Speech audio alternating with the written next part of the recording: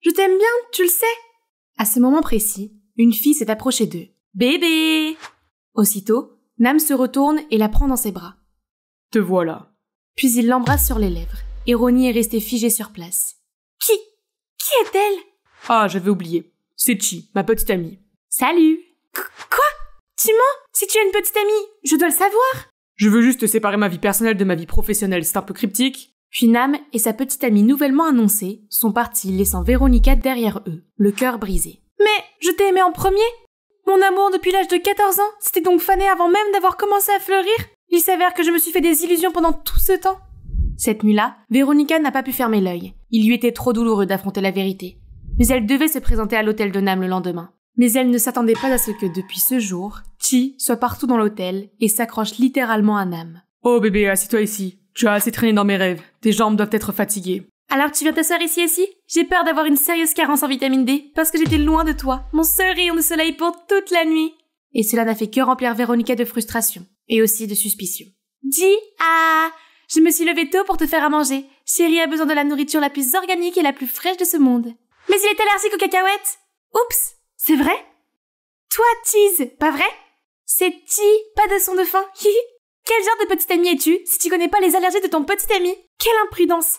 Son visage serait sérieusement enflé comme si un écureuil avait mangé ça. Il doit y avoir quelque chose d'anormal entre eux. Hé, comment vous êtes-vous rencontrés?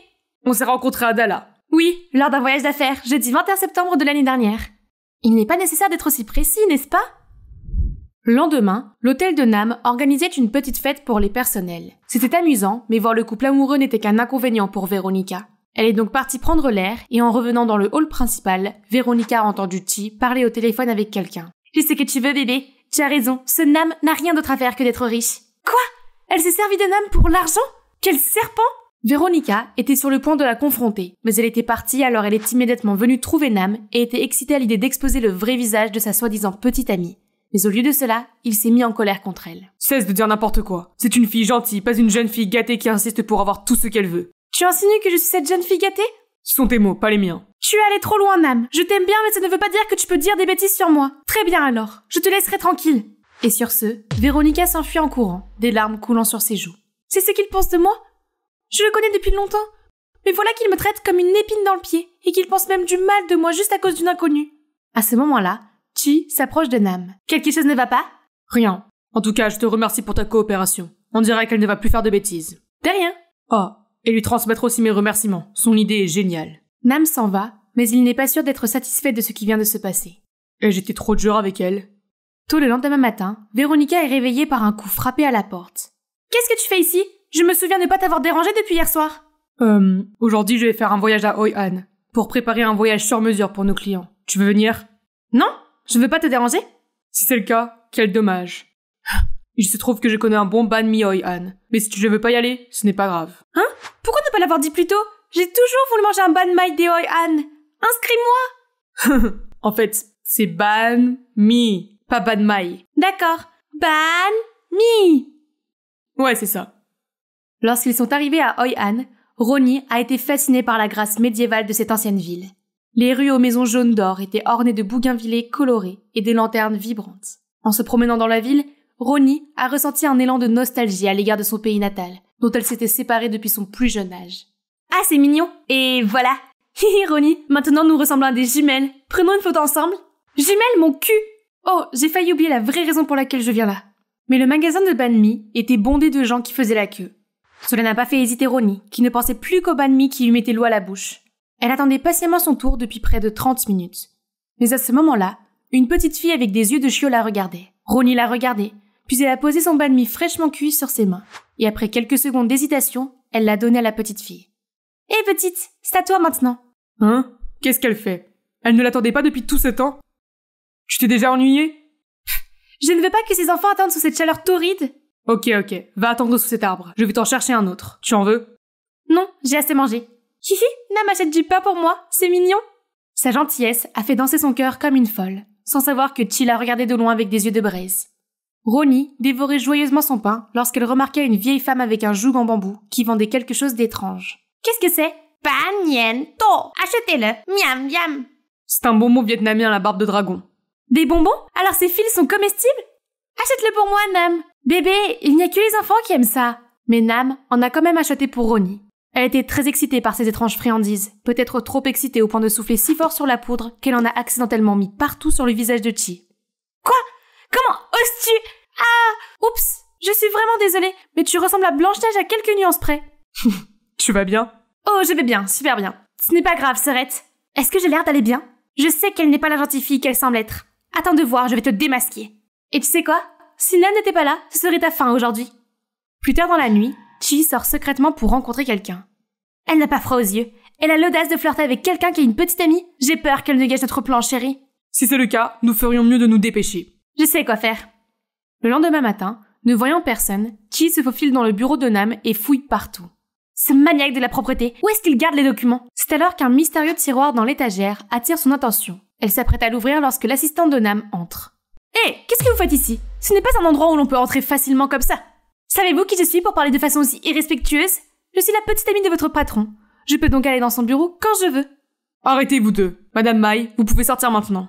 Quand l'assistante est partie, Nam a regardé autour de son bureau, devenu à l'envers pour une raison quelconque. Chi, peux-tu me dire ce que tu fais dans mon bureau? Rien. C'est juste que je cherche juste mon sac à main. Et toi, tu viens de me mettre dans l'embarras devant ton employé alors que tu es censé me protéger. C'est alors qu'une grosse dispute a éclaté entre eux, et juste au moment où Véronique a passé par là et a entendu leur dispute minable. Oh, qu'est-ce que c'est? Haha, je l'ai bien dit, tout le monde sait qu'ils ne sont pas faits l'un pour l'autre dès le premier regard. Tu vois, ils sont déjà en train de se disputer férocement avant même que je ne lève le petit doigt. Alors je dois te rappeler que tu n'es qu'une fausse petite amie. S'il te plaît, respecte les limites. Très bien, ta fausse petite amie va partir. Laisse-moi voir comment tu t'occupes de ta queue. Le but de mon embauche n'est-il pas de chasser de l'agaçante Véronica? Toi! Fais attention, tu as besoin de moi plus que tu ne le penses, mon chéri. Véronica est brisée en 1000 morceaux par l'information qu'elle vient de recevoir. Donc, il n'y a rien entre eux pour de vrai? Mais Nam me déteste à ce point pour engager une inconnue pour être sa petite amie? Juste pour s'éloigner de moi? Qu'est-ce que j'ai fait de mal? Cette nuit-là, Ronnie s'est endormie en pleurant, le cœur meurtri. Quelques jours plus tard, elle s'est enfermée dans une chambre et s'est couverte de pensées obsédantes qu'elle n'arrivait pas à chasser. Nam a envoyé des messages pour prendre de ses nouvelles, mais elle ne voulait plus rien avoir à faire avec lui. Ce n'est que lorsque Grayson a frappé à la porte que Véronica s'est levée lentement. Ronnie, ça va? Je vais bien, laisse-moi tranquille s'il te plaît. Qu'est-ce que tu veux dire par bien? Regarde, tes yeux sont gonflés comme des balles de golf. Nam m'a demandé de tes nouvelles. Vous vous disputez? Va-t'en! Demander de mes nouvelles? Laisse tomber, je ferais mieux de ne plus déranger Nam. Je vais retourner aux États-Unis. Comme elle l'a dit, elle emballe immédiatement ses affaires et réserve un vol pour rentrer chez elle. En chemin, elle aperçoit une silhouette familière. Chi, qu'est-ce qu'elle fait chez nous à cette heure-ci? Pay! J'ai apporté la chose que tu m'as demandé de trouver dans le bureau de Nam. Cela pourrait nous aider dans notre plan. Ronnie l'a suivi jusqu'à une ruelle sombre où Chi a organisé un rendez-vous avec son mystérieux partenaire. Voyons voir ce que tu as, ma douce. Véronica n'en croyait pas ses yeux. Son frère et la fausse petite amie de son béguin sortaient ensemble. Qu'est-ce qui s'est passé? Toi et elle? Grayson et Chi ont l'air abasourdis. Pourquoi es-tu là? Est-il aussi important que ce que je vois en ce moment? Tu ferais mieux d'avoir une bonne explication. Ils échangent leurs regards et Grayson finit par céder en disant tout à sa sœur. Bon, Ronnie, écoute bien. C'est moi qui ai suggéré à Nam d'avoir Chi comme fausse petite amie. En fait... Quoi? Mais vous deux? Oui, c'est ma petite chérie. Et Nam n'en a aucune idée. Mais pourquoi faire? Pour son grand projet, Serette.